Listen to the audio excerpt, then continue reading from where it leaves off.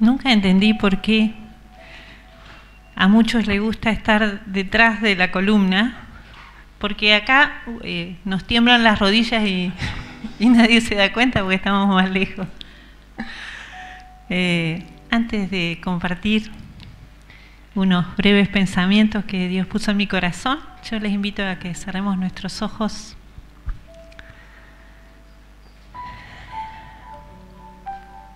Señor, acallamos el alma para poder escucharte. Espíritu Santo, te hemos adorado, hemos exaltado el nombre de Jesús, nombre que es sobre todo nombre.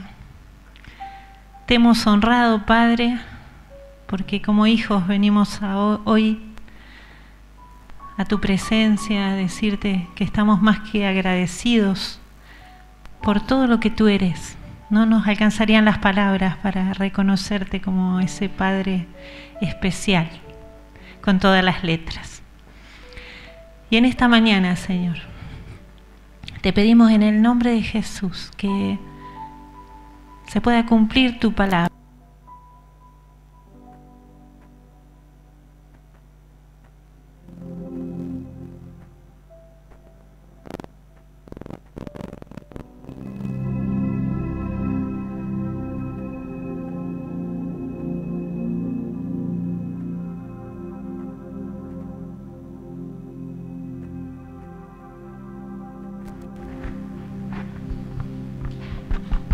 Hola, ahora sí. Gracias. Señor, que nos dice que no va a volver a ti vacía, sino que antes hará la obra para la cual tú la envías. Señor, en el nombre de Jesús, sujetamos todo aquello que no pertenece al reino de los cielos, lo acallamos, lo enmudecemos, declaramos que toda distracción, todo aquello, Señor, que quiera perturbar en esta hora es silenciado en el nombre poderoso de Jesús. Amén. El domingo pasado, los que estuvieron, David compartió en su prédica que para ser un buen papá es necesario ser un buen hijo y específicamente un buen hijo de Dios, ¿no? Y hoy yo quise traer un ejemplo que encontramos en la Biblia de un personaje que, si bien tuvo muchos errores, cometió muchas equivocaciones, cumplía con estas características. Y este personaje fue David.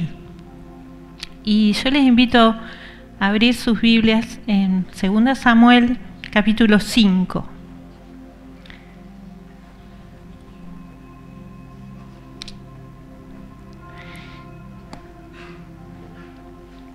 Y David, para refrescar un poco la historia, era un joven pastor de ovejas. Su papá era campesino, el último de muchos hermanos, el más pequeño. Y en los Salmos encontramos, entre las cosas que él dice, Señor, yo te doy permiso para todo, pero nunca quites de mí tu Santo Espíritu, que tu presencia no me falte. Ese era su deseo como hijo, ¿no? Y cuando era un adolescente apenas, él fue ungido como rey de Israel. Pero le pasaron muchas cosas hasta que llegó al reino y empezó a ejercer como rey sobre Israel. Y en 2 Samuel, capítulo 5, vemos que acá empieza la historia de su reinado.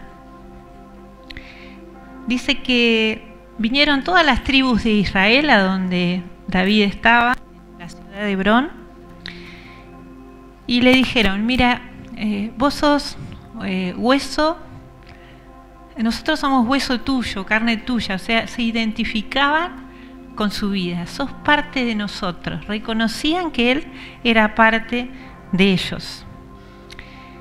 En el capítulo 2 dice: aún antes de ahora, cuando Saúl reinaba sobre nosotros, eras tú quien sacabas a Israel a la guerra y lo volvías a traer.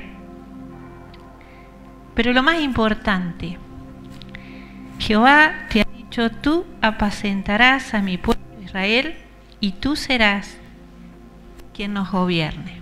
Vemos que lo que ellos más reconocían, que era la voluntad de Dios, que David fuera su rey, había sido elegido. Y entonces, como broche de oro de este reconocimiento, ellos lo ungen como rey de Israel. Y un rey, nosotros sabemos que es el que ejerce gobierno, pero también el que tiene muchas responsabilidades. Y si pensamos en nuestra propia vida, cuando el día que aceptamos a Jesús en nuestro corazón, reconocimos nuestra necesidad de un Salvador, reconocimos que su sangre, su sacrificio era lo que necesitábamos. La Biblia dice que a los que le recibieron, a los que creen en su nombre, Dios le dio potestad, poder de ser llamados hijos de Dios. Pero también, si seguimos buscando en el libro se me perdió la cita, en 2 Pedro 2:9, nos dice que nosotros somos linaje escogido, real sacerdocio, nación santa, pueblo adquirido por Dios. Eso tiene que ver con el gobierno, real sacerdocio. Somos reyes y somos sacerdotes, pero siempre hay una responsabilidad. ¿Para qué? Somos reyes, somos sacerdotes, somos linaje escogido, nación santa, para anunciar las virtudes de aquel que nos llamó de las tinieblas a su luz admirable. Esto es también parte de ese reinado, ¿no? Y bueno, vemos siempre en el capítulo 5, esta vez en el verso 6, que la primera actividad que David tuvo que desarrollar fue recuperar el territorio para centrar ahí su gobierno. Si vamos al libro de Éxodo, ayúdenme a buscarlo, Éxodo 23.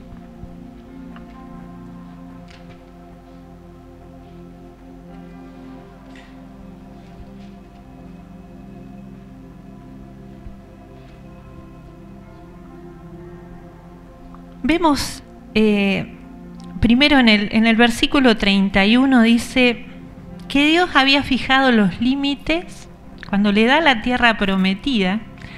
Al pueblo de Israel le había fijado los límites que ellos ocuparían. Y eran desde el Mar Rojo hasta el Mar de los Filisteos, desde el desierto hasta el Éufrates. Dice Dios: porque pondré en tus manos a los habitantes de la tierra y tú arrojarás de delante de ti. Bueno, sigue diciendo: no harás alianza con ellos ni con sus dioses, en tu tierra no habitarán, no sea que te hagan pecar contra mí sirviendo a sus dioses, porque te será de tropiezo. Y en Éxodo 23, 24,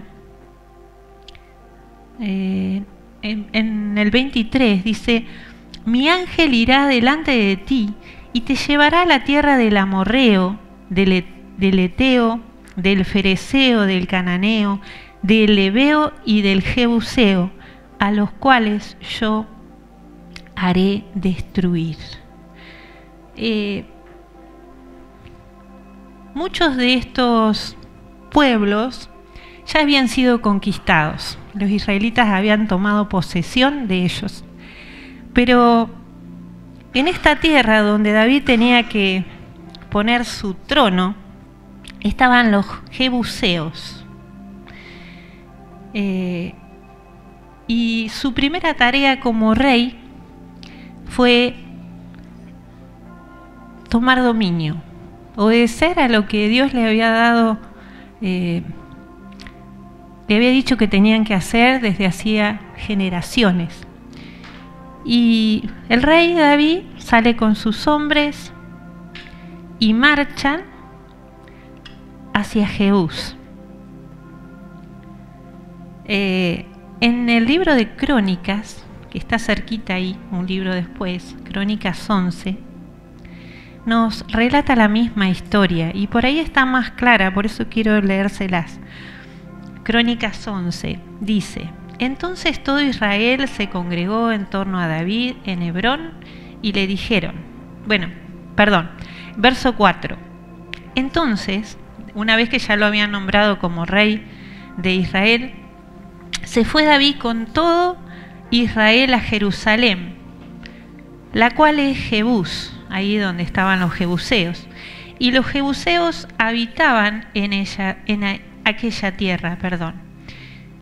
Y los habitantes de Jebús dijeron a David: no entrarás acá.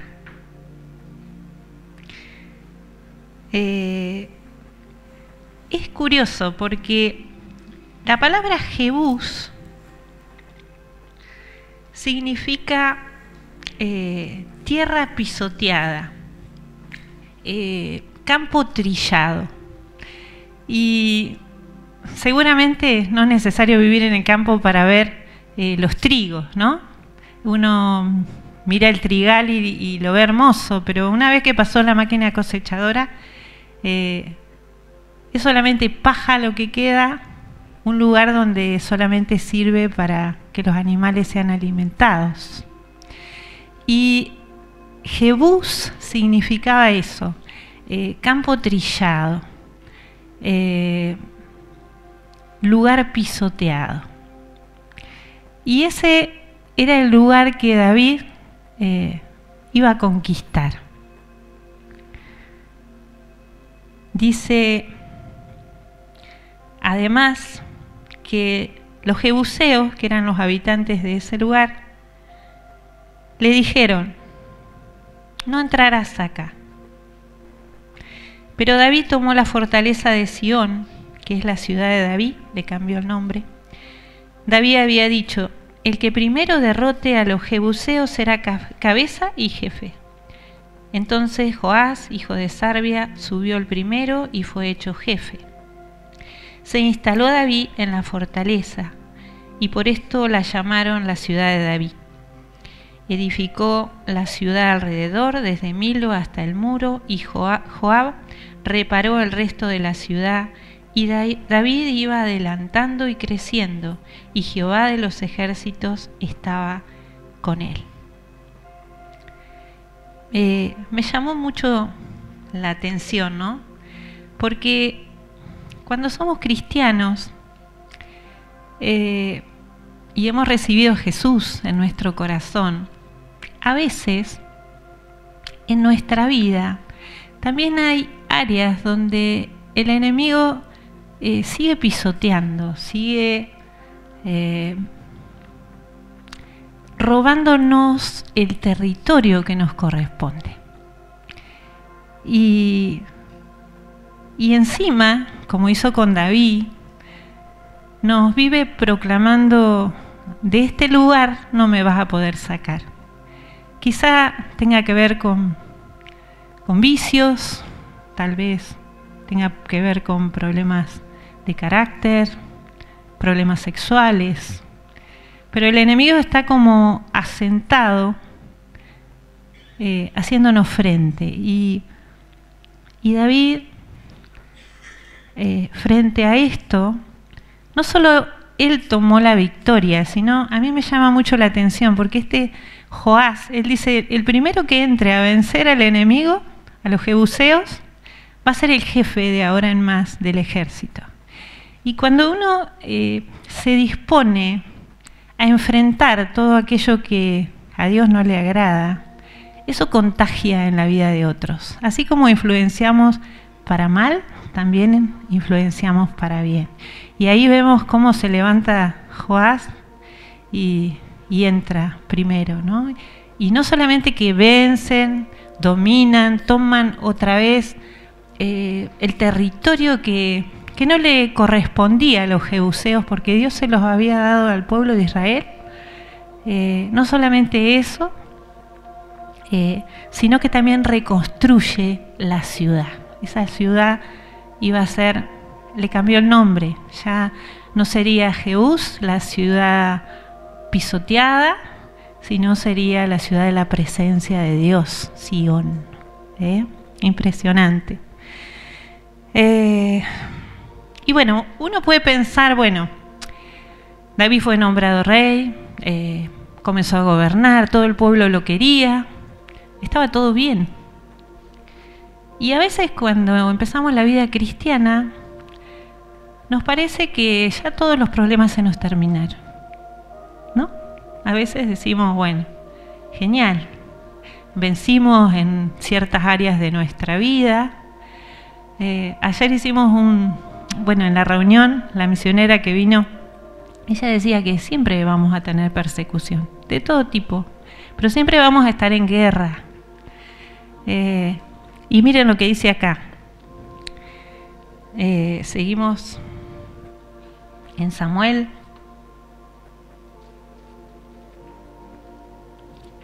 Samuel 5, verso 17. Cuando los filisteos oyeron que David había sido ungido como rey de Israel, subieron todos para buscar a David. No quedó ninguno, todos subieron a enfrentarlo. David lo supo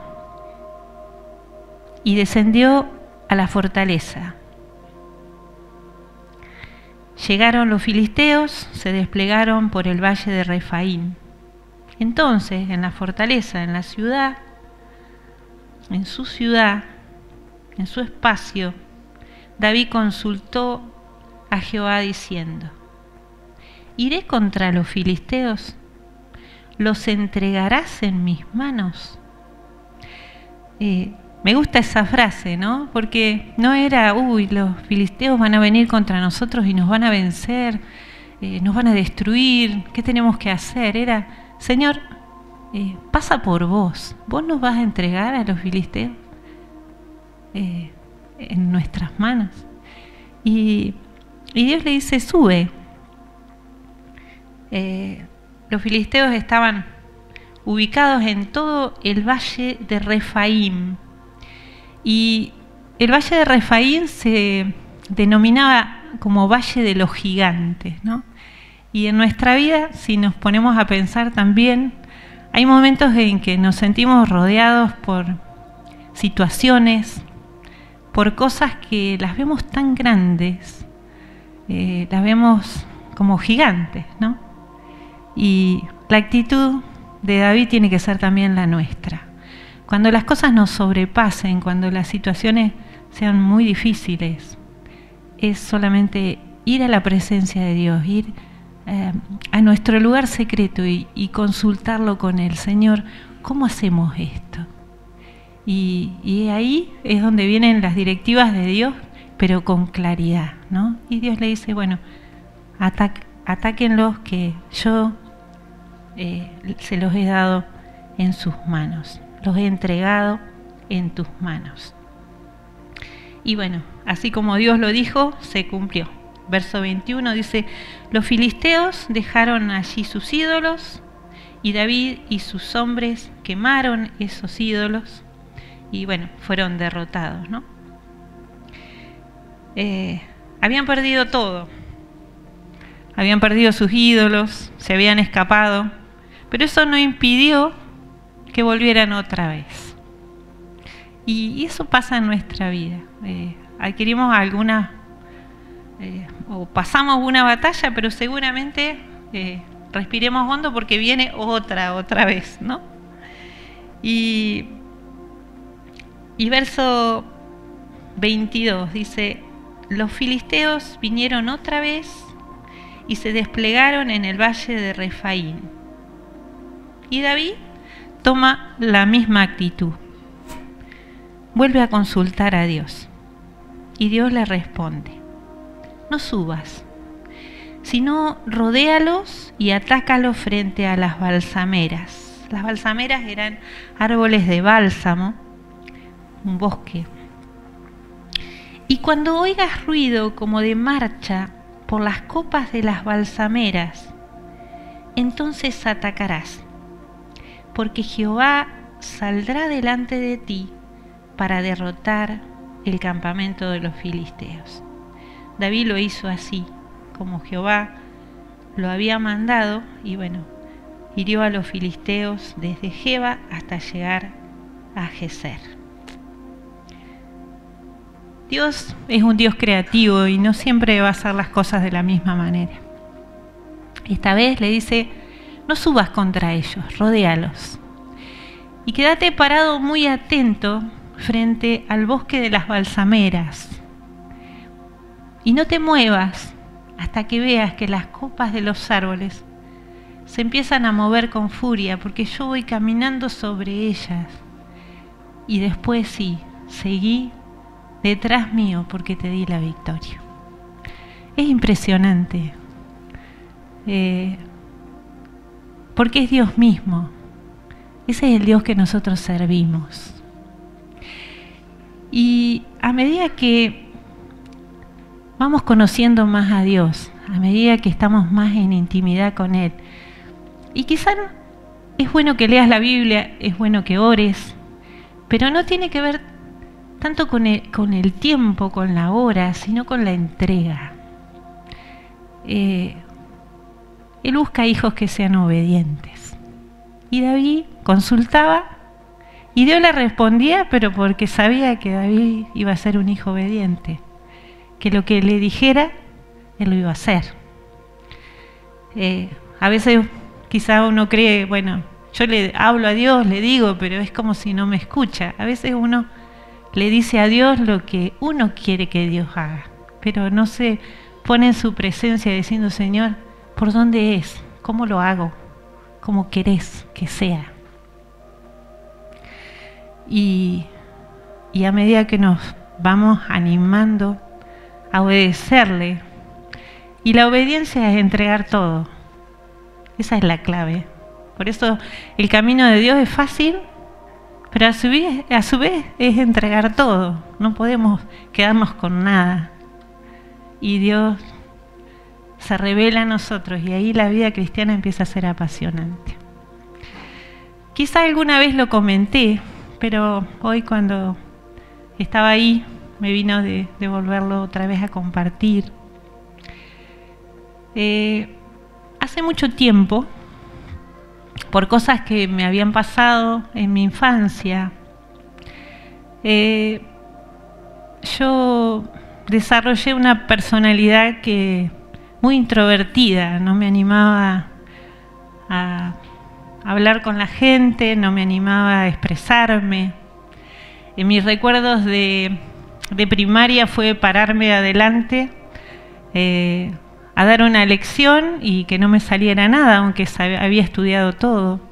Era tanta la vergüenza, era tanta la baja autoestima, que era como ese campo pisoteado, ¿no?, que el enemigo se había encargado de trillar. Y conocí a Jesús, porque yo tenía 10 años cuando entregué mi vida a Jesús, o sea que hace mucho tiempo. Sin embargo, había tanto dolor en mi corazón por cosas que me habían pasado y que no podía perdonar, que vivía con el enemigo adentro, ¿no?, como con Jebús. Y era el pueblo de Dios, pero había parte del jebuseo que estaba triste, que tenía vergüenza, que odiaba. Y un día alguien me habló del perdón, del verdadero perdón, y que cuando nosotros no perdonamos, es la única, creo que es la única cosa que tiene su condición, ¿no? Jesús o Dios nos perdona, pero así como nosotros, fíjense en el Padre Nuestro, así como nosotros perdonamos a los que nos han hecho mal. Y bueno, me acuerdo que lloré mucho esa vez que tomé la decisión de perdonar a los que me habían herido. Y me acuerdo que estábamos con Luis, había pasado el tiempo de sanidad es un proceso también, y habíamos ido a un encuentro, y bueno, el pastor que había organizado todo, como parte de fin de ese encuentro, hacía pasar a las personas adelante a decir lo que Dios había hecho en sus vidas en ese tiempo. Y yo me acuerdo que el pastor me dijo, si te animás a hablar. Y me paré ahí adelante y empecé a mirar cómo están ustedes ahora. Y no lo podía creer, porque yo nunca había podido estar delante de la gente, sintiéndome persona, sintiéndome bien, mirándolos a los ojos. Y fue tremendo para mí, ¿no? Porque en cierta manera ese jebuseo, ese campo pisoteado, había empezado a ser restaurado. Y fue un proceso. Un día Dios me da el desafío de poder hablar en público, porque yo ahí dije 2 o 3 palabras, pero me quedé con eso de que wow, los puedo mirar a todos a los ojos y no me escondo debajo de la mesa. Y me acuerdo que estábamos en el Club Gimnasia y por primera vez tenía el desafío de pararme adelante y poder hablar y contar mi historia. Y saben, yo me temblaban las rodillas más que ahora, pero Dios me dijo algo, porque Dios nos habla a través de la palabra, a través de los hermanos y también en la mente. Y Dios me dijo, el día que te animes a pararte adelante, me vas a ver a mí. Y yo conocía la Biblia de chiquita y yo decía, a Dios nadie lo vio jamás, entonces esto es una herejía, debe ser cosas mías. Pero me animé igual, porque dije, si Jesús entregó su vida por mí en la cruz, si permitió que Él, que era justo, que nunca pecó, permitió que lo golpearan, que lo desnudaran, porque me amaba,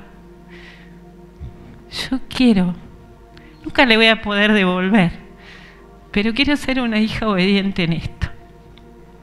Y saben, era un sábado de la noche, me paro, y cuando estaba parada ahí contando mi testimonio, empecé a mirar la gente y muchos de ellos se le caían las lágrimas. Y me acordé de lo que Dios me dijo.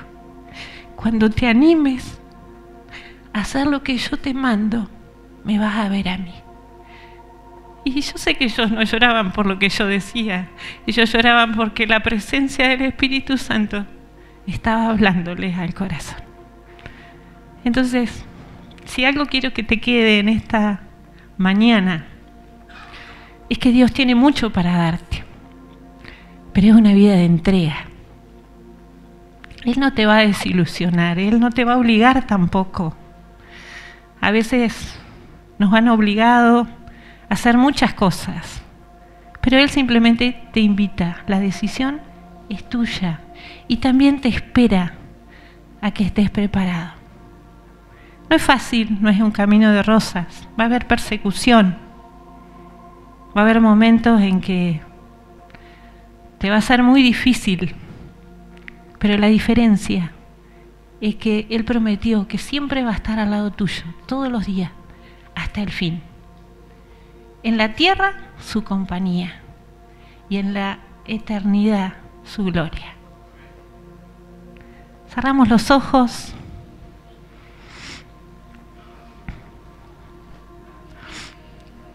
Espíritu Santo,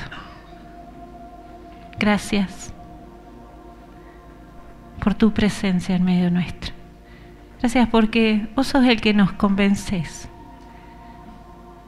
pero también vos sos el que nos das la fuerza para renunciar a cosas, para tomar ese lugar que el enemigo ya no tiene que tener más. Y si en tu corazón vos sentís que todavía hay áreas, que te querés levantar, pero es como si ese Jebuseo te dijera, acá no vas a entrar, esta área es mía.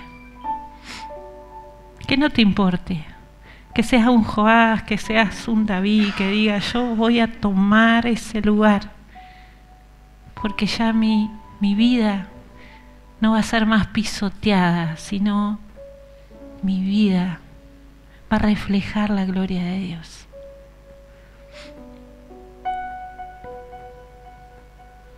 Solamente vos conocés cuáles son esas áreas. Quizá por muchos años te sentiste menospreciada, te sentiste abandonada. Quizá lo intentaste muchas veces y es como que siempre pasa lo mismo y ya bajaste los brazos.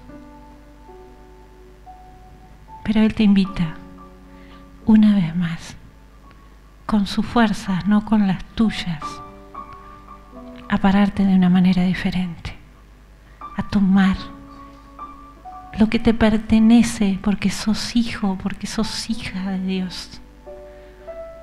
Jomaishia, en el nombre de Jesús, en el nombre de Jesús, Señor, renunciamos a todo lo que no pertenece a tu reino.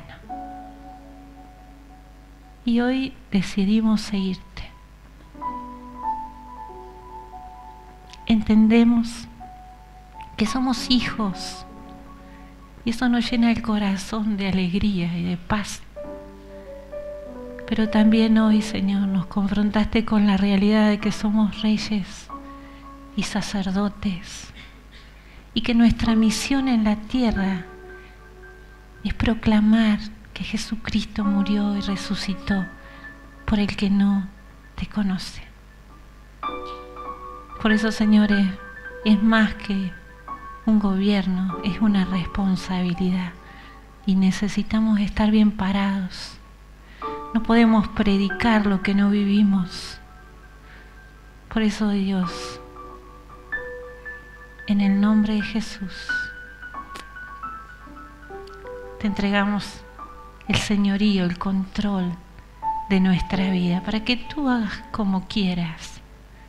Quizá tus planes sean diferentes a los nuestros. Nuestros planes siempre tienen que ver con las cosas que nos salen bien, pero vos nos querés usar en debilidad para avergonzar a los fuertes. Por eso acá estamos, Señor. Nos rendimos a ti para cumplir tu propósito, la misión para la que nos creaste. Señor, en el proceso, seguí sanando el corazón. Seguí abrazándonos fuerte para sentir tu presencia y descubrir una vez más que no estamos solos, que nos amás con amor eterno. Señor, gracias por este tiempo. Señor, despídenos con tu paz y que este sea un día donde podamos acordarnos de ti y como esos nenes del video, Señor, que podamos alegrar tu corazón, que muchas veces en este día especial del Padre podamos decirte gracias, papá, porque estás siempre presente, porque antes de que te pidamos las cosas ya nos las alcanzas. Gracias por ese corazón tierno, Señor, que queremos aprender a amar cada día más. Gracias porque nos hablas y nos hablas tantas veces como sea necesario hasta que podemos entender lo que nos querés decir, porque a veces somos torpes y no nos damos cuenta. Gracias, Señor. Te adoramos, te amamos y oramos en el nombre de Jesús. Amén.